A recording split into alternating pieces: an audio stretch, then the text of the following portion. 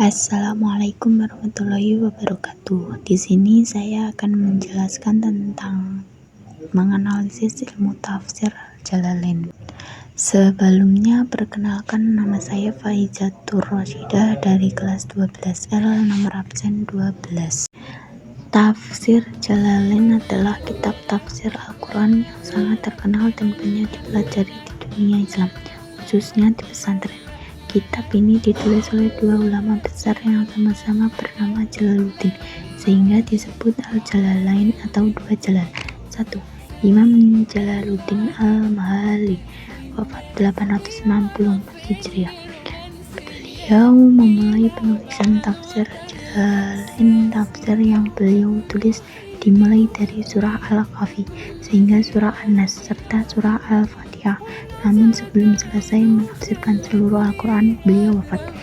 Yang kedua yaitu Imam Jalaluddin As-Suyuti, wafat 911 Hijriah. Murid dari Imam Al-Mahalli yang kemudian melanjutkan dan menyempurnakan tafsir Jalalain. As-Suyuti menafsirkan bagian dari surat Al-Baqarah hingga surah Al-Isra. Metode penafsiran dalam kitab tafsir Jalalain adalah metode ijmali, yaitu menafsirkan ayat-ayat Al-Quran secara singkat, padat, dan langsung pada makna pokok ayat. Penafsiran disusun mengikuti urutan surah dan ayat dalam mushaf Al-Quran, dengan penjelasan yang fokus pada makna lafaz dan struktur bahasa Arab. Tafsir Jalalain tidak banyak memuat perbedaan pendapat ulama, hadis panjang maupun kisah Israiliyat, sehingga pembahasannya sederhana dan mudah dipahami. Oleh karena itu, tafsir Jalalain sangat cocok digunakan sebagai kitab tafsir dasar bagi pelajar dan pemula dalam memahami Al-Quran. Kitab tafsir Jalalain ada corak lughawi atau kebahasaan. Hal ini terlihat dari penekanan penafsiran pada makna lafaz, struktur kalimat, dan kaidah bahasa Arab dalam ayat-ayat Al-Quran. Penulis tafsir Jalalain menjelaskan arti kata atau frasa secara singkat untuk membantu pembaca memahami maksud ayat tanpa penjabaran yang panjang. Kitab ini tidak banyak membahas perbedaan pendapat ulama, dalil-dalil hukum, atau aspek sosial kemasyarakatan, melainkan lebih fokus pada penjelasan bahasa agar mana ayat dapat dipahami dengan benar. Oleh karena itu, tafsir Jalalain sangat cocok digunakan sebagai kitab tafsir dasar, khususnya bagi pelajar dan pemula yang ingin memahami Al-Quran dari sisi kebahasaan. Adapun kelebihan kitab tafsir Jalalain yaitu 1. Bahasanya singkat dan jelas, yaitu tafsir Jalalain disusun dengan penjelasan yang ringkas, padat, dan langsung pada makna ayat sehingga mudah dipahami oleh pelajar dan pemula. Nomor 2.